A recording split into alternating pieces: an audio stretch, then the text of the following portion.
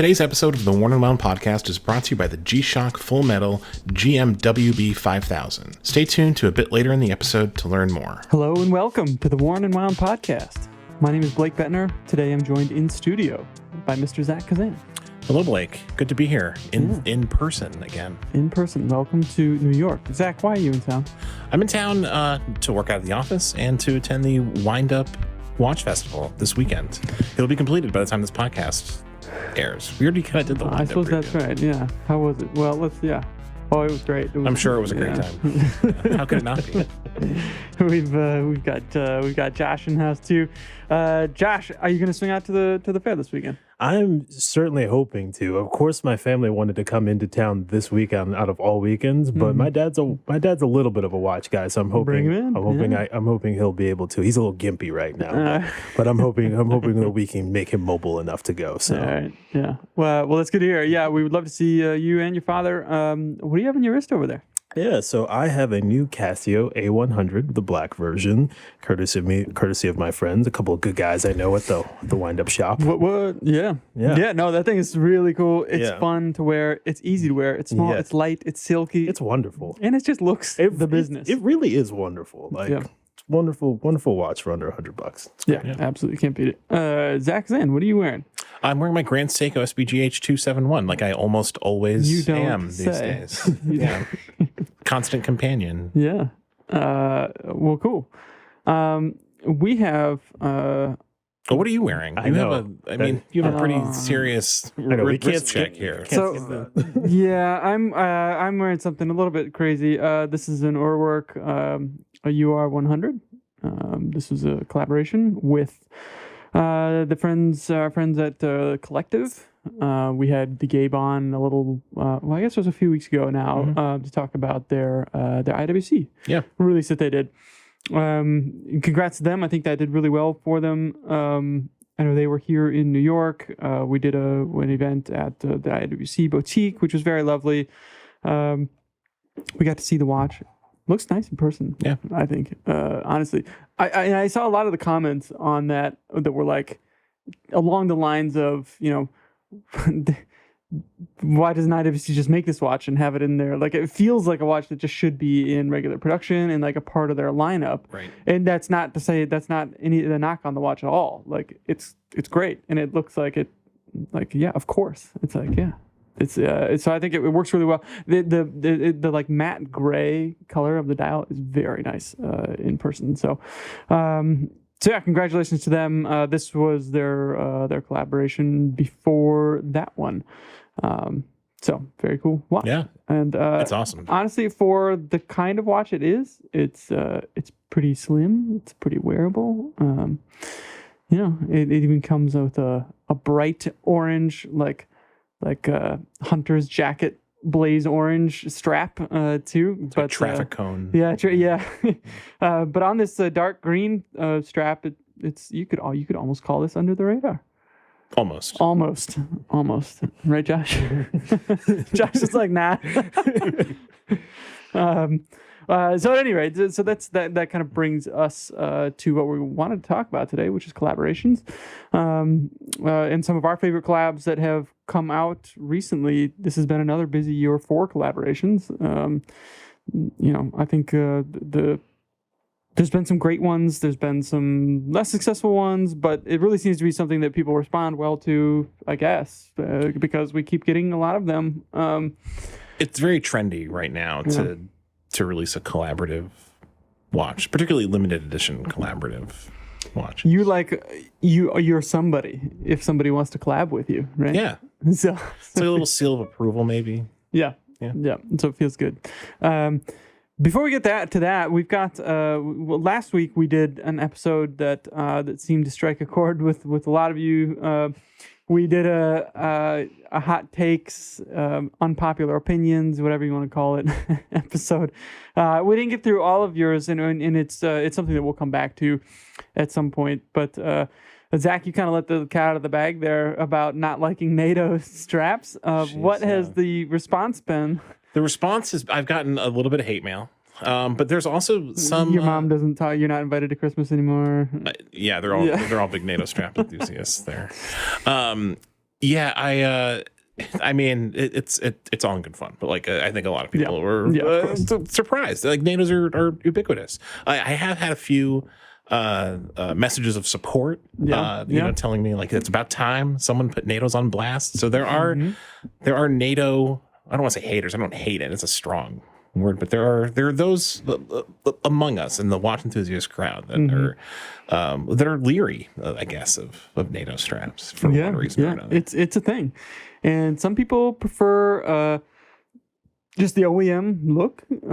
Some people, and so for some people, I think it's about that, and for some people, it's about, you know, they just don't like the NATO. It looks a little sloppy and whatever. Which is perfectly fine. I'll give a shout out to my friend Reg Brock, who we've had on the podcast before. Yeah. He's very much a proponent of the OEM. Like, if that's how the factory made it, that's how it's going to stay on my wrist. And you know, where I think we, I don't know, maybe a little too easily, like we'll judge a watch purely by like that watch, and then we'll immediately think, oh, I could put it on this, and all these different straps and have fun with it. Like, should we be taking into account the whole thing? Because I know, like, for him, that's just a part of the watch. Like, if he doesn't like that, then he doesn't like the watch. Like, do we too often just dismiss or let it off the hook if it's not a great strap? Man, you know, I can see both sides of it. I think sometimes, you know, like that work, for example, like the strap is integral to the watch. Like the lugs are an unusual shape. You can't just go to, you know, like the wind-up shop, for example, and buy a strap that will fit that watch. Like, you need to not yet, at least. Not yet. Maybe in the future. Yeah. But yeah, like you need to either have something custom made or buy an OEM strap from Urwerk for that watch. I mean, I look at straps as like just another part of like the craft of watch. Like, you know, like leather work is a difficult discipline to work in, and I appreciate a good, you know, well-made leather strap. I tend to, you know, when I'm not wearing a watch and a bracelet, leather is, you know, the way I tend to go. And some brands do really nice OEM straps and some don't. And you know, I'm happy to switch it up if they don't. Mm-hmm. Yeah. Was a few people had asked, they wanted to hear more of our own hot takes, and I, you know, I think maybe we'll get to some of that, but just to throw it out there right off the bat, I don't think either of us are looking to like drag on certain watches just because we don't like them or hate a brand, and that's not how we think about this hobby. It's not how we think about these things, even if there are things that we're picky, I would say, right? We're around a lot of watches. Fastidious. Yes. And I felt bad because we like, there's a watch that well, it'll be up on the site now that I just had some hands on with from a small brand, and you know, I don't know, I hope I wasn't like unfair to it, but there's a lot of things like I find the longer that I've been doing this, the easier I can like find little niggles with things that like, why did they do that? Why did that? You know, why didn't they just do this or what? You know, and not that like my opinion on this is like the right thing, but sometimes you can tell if it's like that's a first go at a design, and you know, should they have edited it back or held it back or you know, whatever it is. I think you get a sense that you can like hone in on some of these things. Have you noticed this? Sure. It's also just, it's so subjective, you know, like whatever, like there, I'll sometimes look at a watch and I'll just like, I'll not connect with it. You know, like I'll see like the, you know, the press release or whatever, or the stock photos, and it just, I'll think, why would anyone want that watch? And then I'll see it's sold out, unavailable for months or so what do we know? Whatever at a time. So, it's just, there's a lot of, you know, there's a watch for every taste, and there's a million different tastes. And that's great. Like when I see watches that maybe they're not like, I might have the same reaction, but if I see, oh, it did really well, people got excited about it, like I'm happy for them, and you know, I'm glad that they found like that pocket, that niche or whatever, and people were enthusiastic about it, and they met that. No, that's a good thing for our community if people are getting excited about watches, even if we don't like them. It's a good thing if people are enjoying the hobby. Yes, we are not the end all be all of what is right. Certainly not. If I was, then NATO straps would be. Jeez, yeah. No more. No more NATOs. Yeah, and it's funny because I feel like after we did that episode last week, like walking back, like all the things that bother me came rushing into my head. It's like, oh man, I could have said like this. I could have gone off on that. But I did. It's probably a good thing that I didn't. It's all just my taste, and Yeah. Also, like, why bring so much negativity into? Yeah. Well, I'm not about being negative to it all. Yeah. Even though we really pushed you into going there. I went there. Well, I went there. Yeah, what can I say? It's done. Yeah. Done and dusted. All right. Do you have any more that you want to get off your chest? No, I think I'm gonna let it ride with the NATO comment, and Okay. it's still playing out in my Instagram DMs. So Okay. I don't have any additional hot takes to share at the moment. Okay. Wind up's gonna be great. That's a hot take. Wind up's going to be great. Okay. Yeah, we'll take it.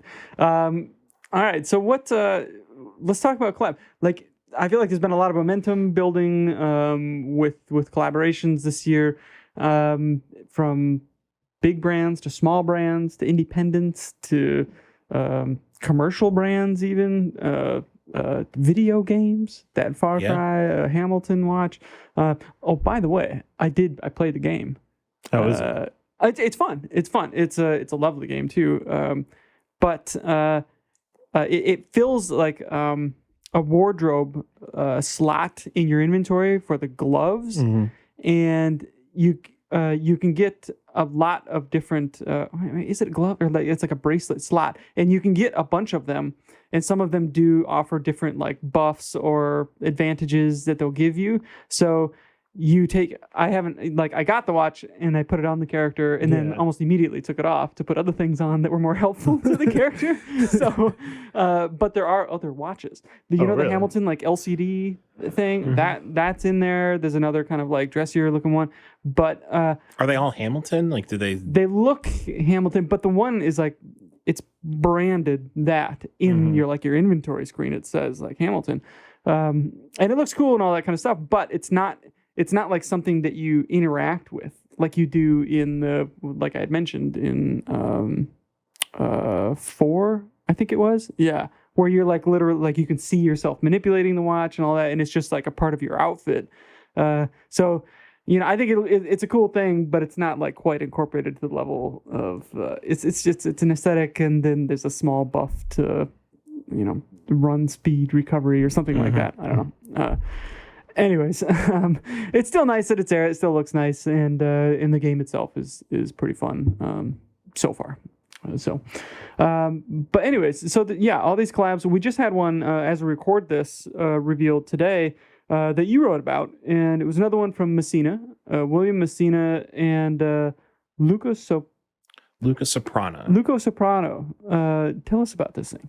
So this is a extremely limited, and now it's sold out. I guess immediately. There were only 11 of these made. 11. 11. Yeah. Come on, William. So it's called the Old School, which if you're a certain age makes you immediately think of Will Ferrell going streaking, probably. Yeah. But Frank the Tank. Yeah. Yep. Frank the Tank. But it's actually inspired by this idea that apprentice watchmakers would, during the course of their training, make a school watch, a watch that is evaluated by a master watchmaker to, it's like, give them a stamp of approval. Like you've mastered the craft or whatever. So there's a real premium placed on handwork on this watch. There are a lot of elements to this watch that are hand finished. The dial is completely made by hand.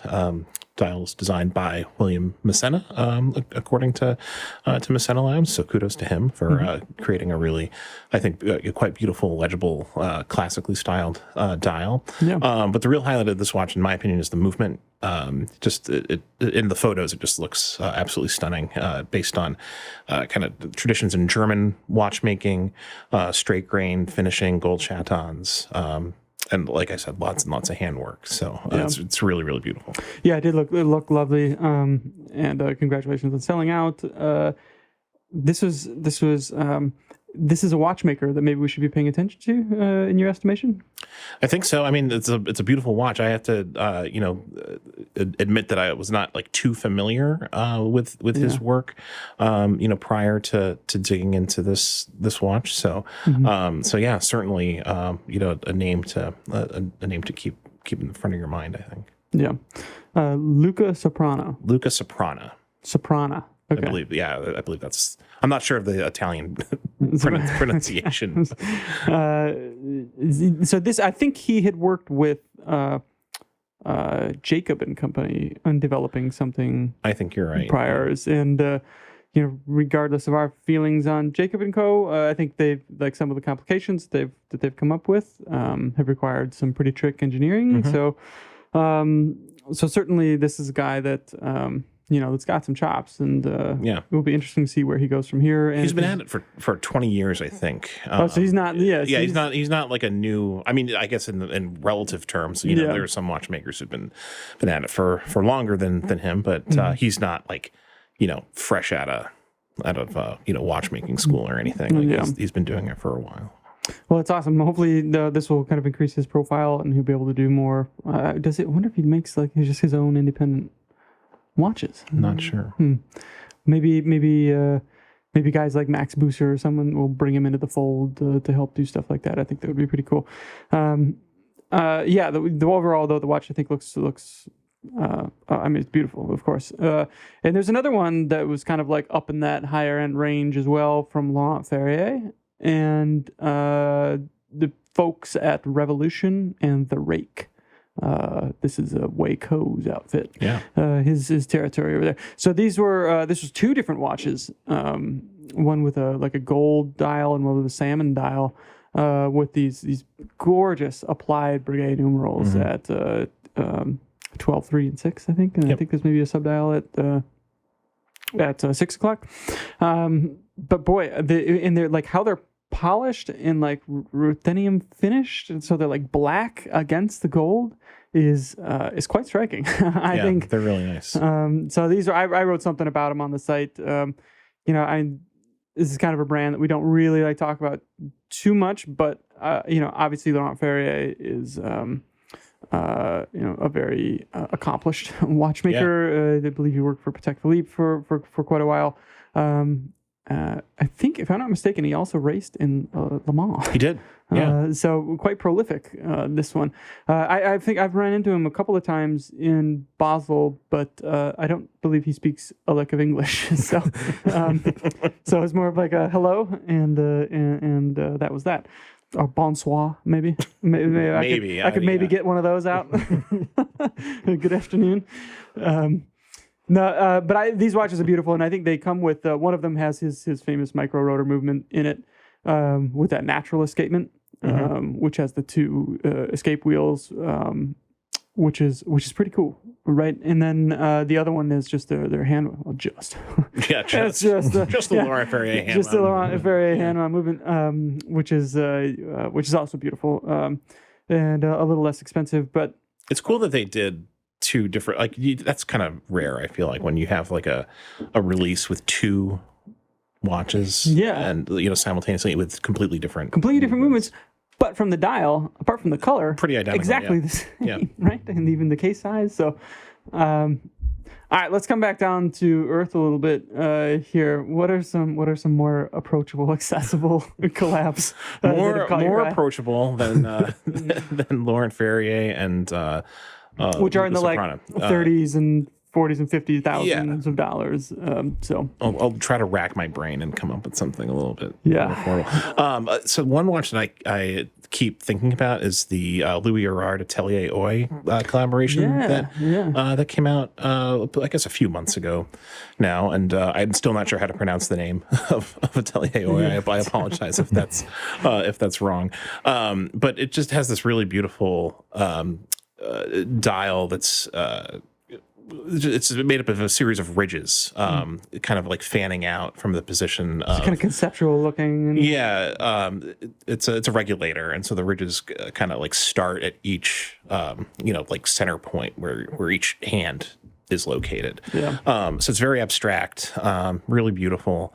And I think to me, like that's what is fun about these limited editions or collaborations rather, is the chance for these watchmakers and brands to collaborate on really unusual things that are kind of like outside, like the normal confines of their main catalog. Yeah. Not to, return back to that IWC collective watch, but like, as you pointed out, like that's a watch that like really could exist in IWC's own catalog. And it seems like a strange choice in a lot of ways for a limited edition. They didn't, or for a collaborative effort, they didn't do anything particularly outrageous, with that watch. Yeah.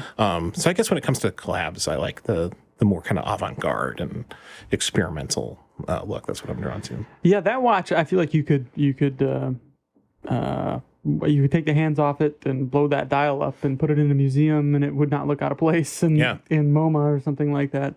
It's really striking.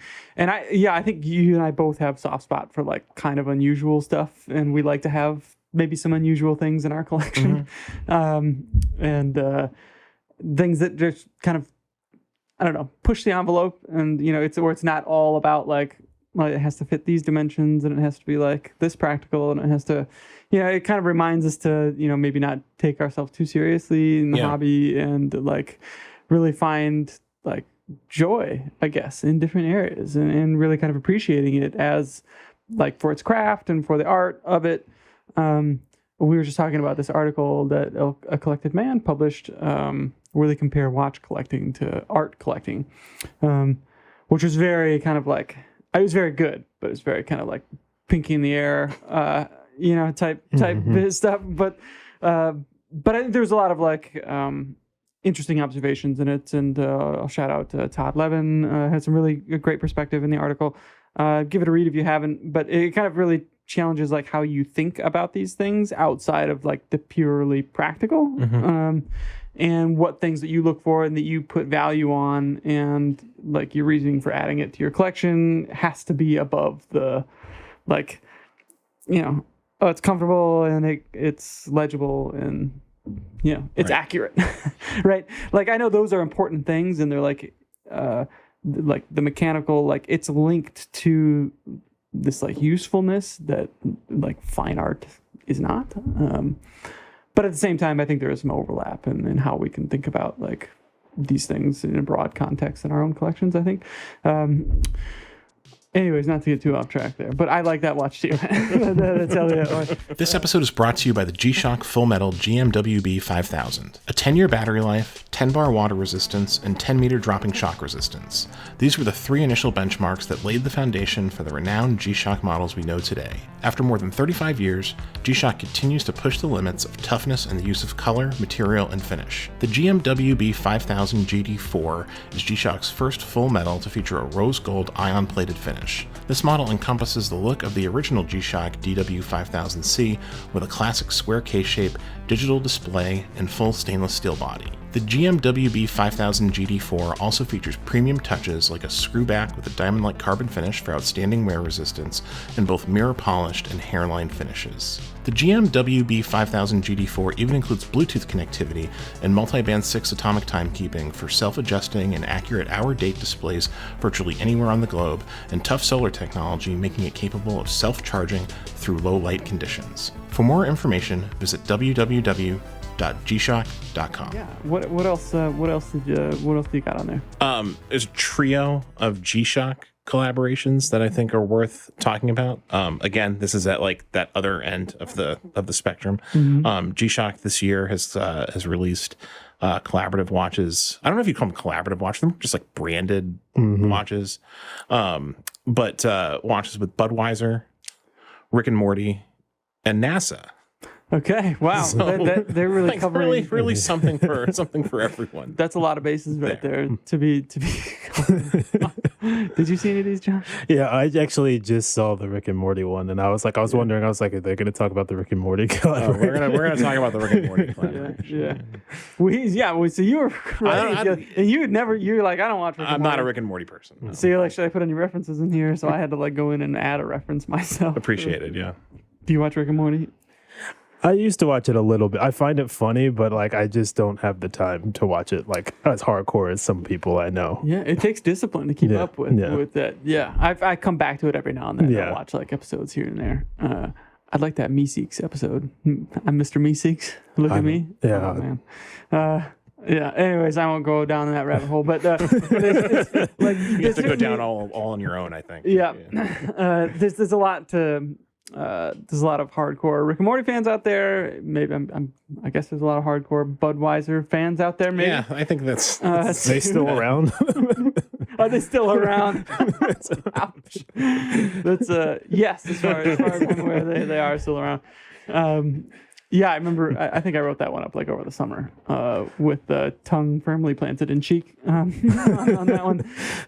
And then NASA.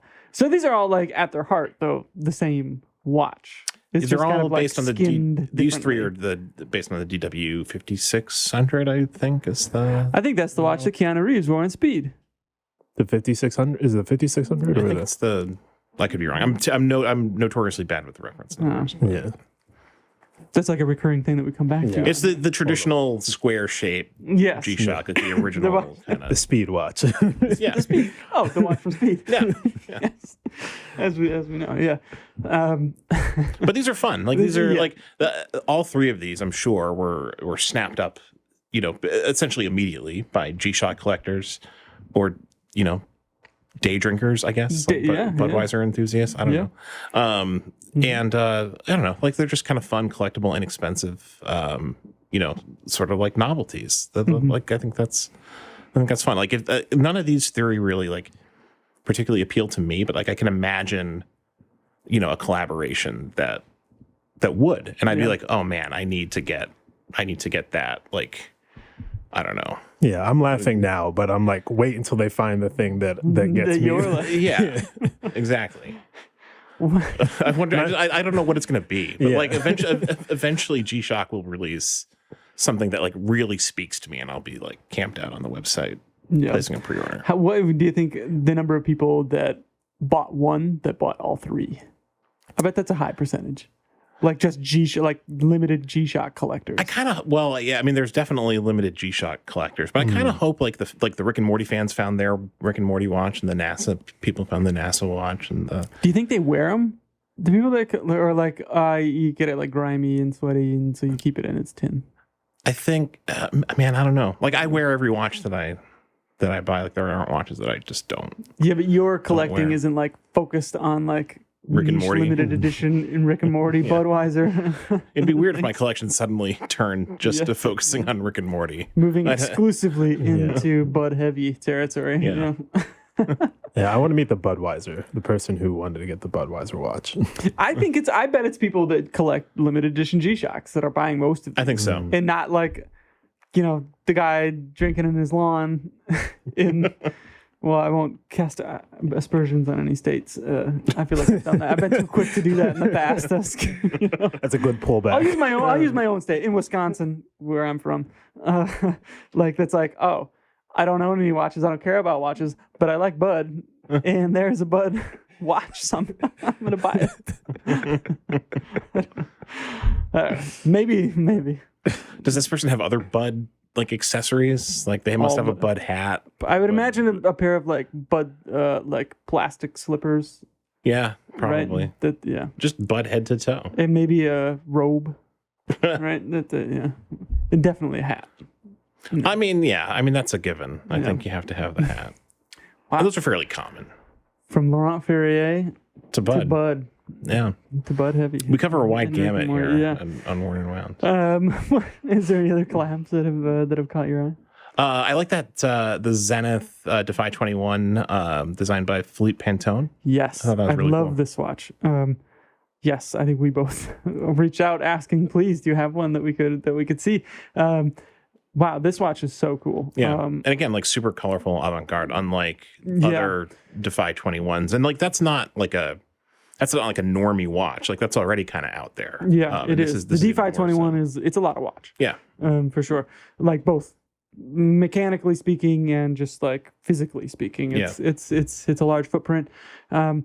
We Yeah, and this is they've done other collaborations in this case as well. The Land Rover one, right? But the design language of this one just suits the natural kind of design of this watch so well. And my favorite part about this is the glitched hands. Yeah, that are like kind of separated and look like they're like spacing out there a second. I love that. This is cool. Isn't that thing sweet? Yeah. Oh yeah, especially when you mentioned the glitched hands. Like I was looking at it, I was like, what does he mean? I was like, oh yeah, I want to see this in person. Like I feel like a picture is not going to do this justice. Yeah, Zenith, hook us up. Well, I think they just made another one. But it's for only watch later this year. It's one of these watches, but it's in I think a sapphire case. Yeah, I saw that. So yeah, equally or maybe just slightly more crazy than the. Are you going to bid on it? Yeah, I'll bet $100. Well, maybe they take Bitcoin, so we can. I do not have nearly enough Bitcoin. No, not enough Bitcoins. Okay. Not enough. For not enough Bitcoins. All right. We're not all rich this week.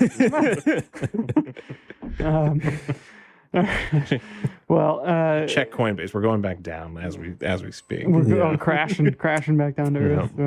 Well, the true enthusiasts that hold always, right? Yeah, I'm only buy and only hold. Right? That's me. That's you. Yeah, that's me, and I have to struggle to not look at it every day. you just hold it. Yep. Shout out to our friend Steve Halleck. If you are rich in Bitcoins, go check out his site. You can buy some of his nice watches in Bitcoins, which is paradoxical because if you have that many Bitcoins, you're just holding them, right? So keep holding them. Maybe not. Straight to the moon. I don't know. Paper hand, diamond hands. What did they call them? Diamond hands hold. Paper diamond hands hold. Yeah, Okay. Paper hands sell. Yeah. like how you just threw out every cliche. That's my knowledge. Paper hands, diamond hands, whatever you are. Shout out. Yeah. We're talking about the Zenith. This Felipe Panto. No, this guy, this artist has a very unique style, and I think it fit here really well. It's really colorful, but very like graphic as well. So it's very obviously like his style. Like if you look at his artwork and then look at the watch, like it really makes a lot of sense. And this was obviously a limited edition. Do you know how many they made? 100. 100 of them. I bet they're all gone. I think so. Yeah. Yeah, we missed our chance. Yeah, I was literally just wondering. I was like, oh, is this? I think they were a little pricey too. Oh yeah, like just $19,000. Yeah, just 19,000. Nothing. But it's cool. It's back to that art, right? Like I would have that in a case just on my desk, like to look at because it's I don't know.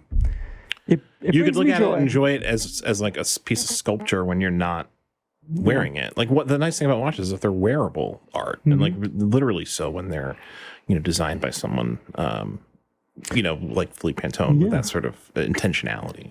And I don't have to invite someone into my domicile to view it like I would the art that hangs on my walls. No one comes theoretically. Into no. I just it's still a pandemic. No one comes in. No one's coming into your house. And of course, like on top of all this, there's a lot of great collaborations that we have talked about from the usual places, the Hodinkis of the world and the Resence Hodinki. I thought this year was really cool. I liked the original Resence Hodinki with the parts of the dial that were taken out of it, and they hadn't done that before. I think they did a regular production or another version of it like later, but boy, that first one was really something else. I like Resence watches a lot. Me too. I would like to get I've only kind of held them briefly and played with them, but I haven't really spent time with one. I wonder what they're like to live with and use every day. I've just tried them on at meetups and in a retailer, but they're something else. There's not really nothing else like them on the market. Well, very cool. Yeah. So, do you have a favorite like kind of mainstream collab of the year?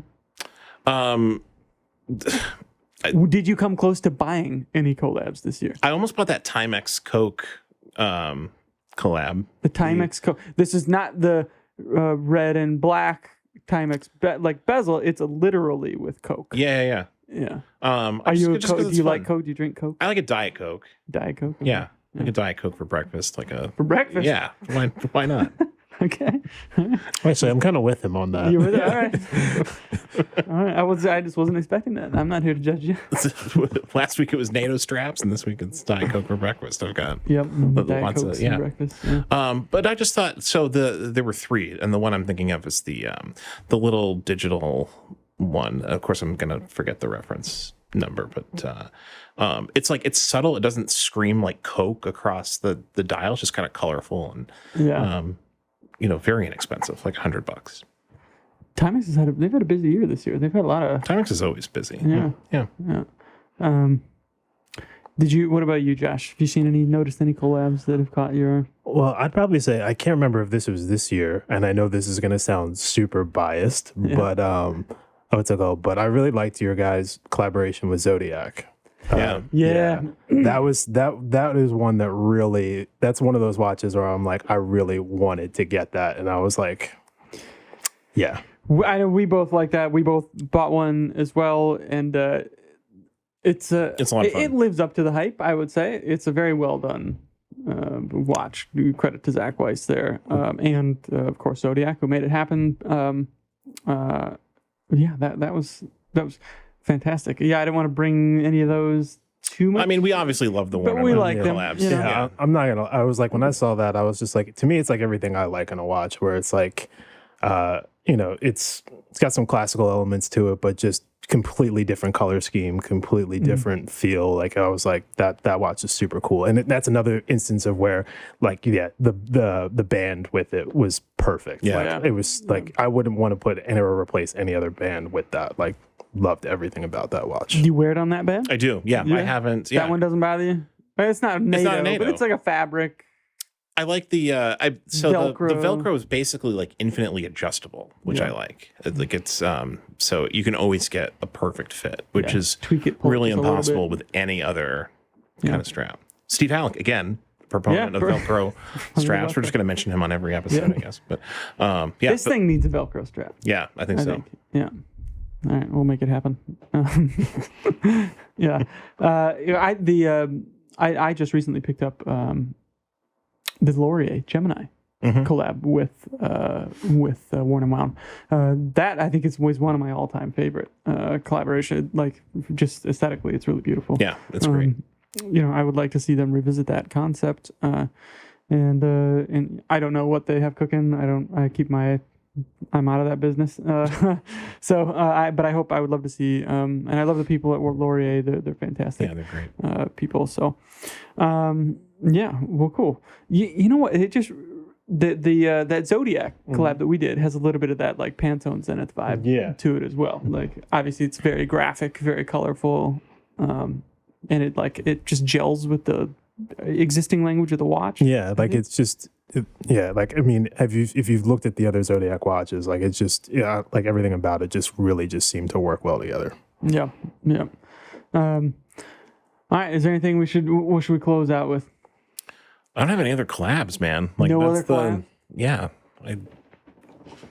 Should we go back to hot takes then? Do you have one? I want to hear Blake Bender's hottest take. There was one that you guys skipped over that actually struck a chord with me that I didn't agree with. Yeah. Someone said like or modded watches are like not the thing or something like that, or said something about modded watches are like bogus or something, and I was like, like vintage is where it's at? Or like, I completely disagree, because I was just like, I have no problem. I'm like, define modded too. Modded. Yeah, yes. modded.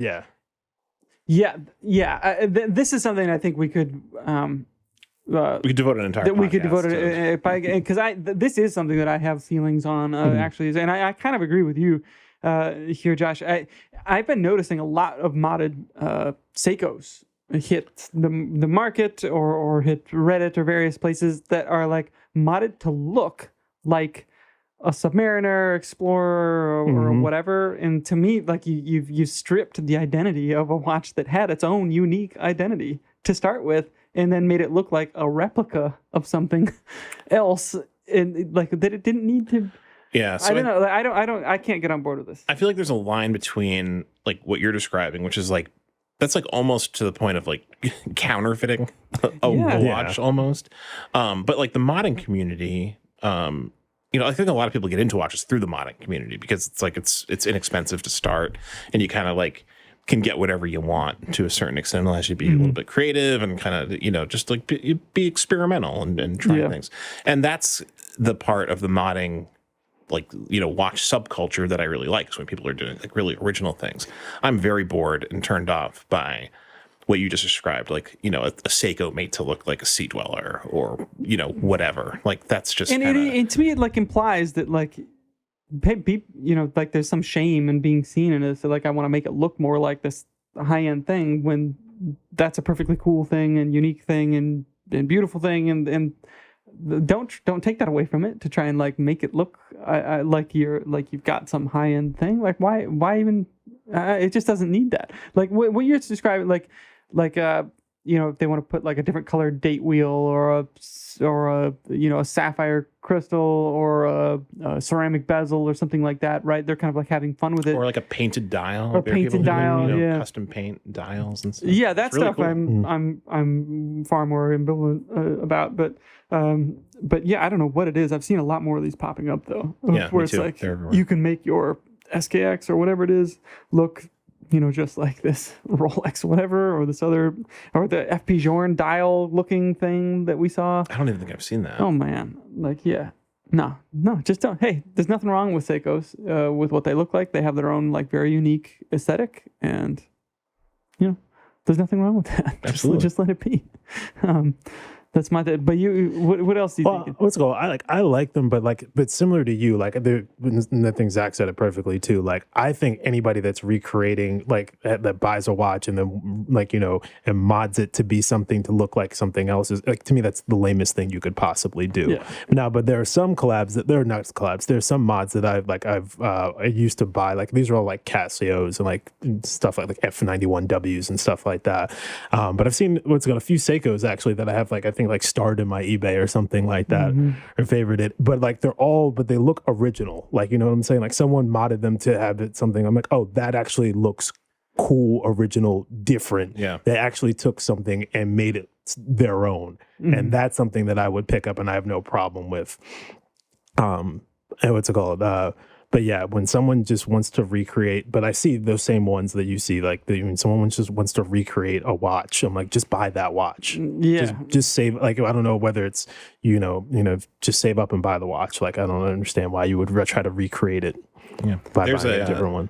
There's a really cool modding community in the Casio world. We ran a story on Watches, Stories, and Gear a few weeks ago that linked to a video of a guy who does mods on his Casio with colored LCD screens and 3D printed cases, and it's just really cool. I'm familiar with that. I'm familiar with that stuff. Like that stuff is really, really cool. Yeah, there's like a DIY element to it, and it looks awesome too, I think. So. I'm fine with all that stuff, I think. And honestly, it's the same with like some people get Rolexes and like black them out and put a different dial, all that kind of stuff, and maybe they're trying to make it look like a modded Seiko. Yeah, it would be fun to mod a sub to look like an SKX 007. Yes. Yeah, I'd like to see that. Yeah. We've done it. We've come full circle. I mean, it's not like I'm offended by the people like do that kind of stuff, but I just don't see the need for it personally. I don't have any other like kind of well, I'm sure as soon as we stop recording, they'll all start coming back to me. I need to start writing some of this stuff down, maybe. But anyways, yeah, we will come back to that concept, and we will find a way to insert more of our own into them as well. So, if you were able to make it out to the Wind Up Watch Fair this past weekend, thank you for coming. It was, hopefully we got a chance to meet you and talk watches. And we're just assuming it was a great show and all went well. How could it not be? How could it not? Yeah. Josh and his dad came. It was great. It was great to see him. Yeah. It's great. Yeah. All right. Well, we'll on that note, we'll be back next week with probably Zach Kazan, and maybe we'll get Zach Weiss in, and I think we need to get Ed Jelly back on the podcast too. So Ed Jelly, put yourself on notice. Speaking of hot takes, you know who has hot takes? Ed's got hot takes? Ed Jelly. Oh, he's full. He's. I mean, we need to get Ed on a hot takes episode of this podcast. Yeah. We'll just put him in front of the microphone. We'll head to the pub for a pint. Ed Jelly solo pod. Yep. Hot takes. He can just unleash on us. All right. Well, thanks for tuning in, and until next time.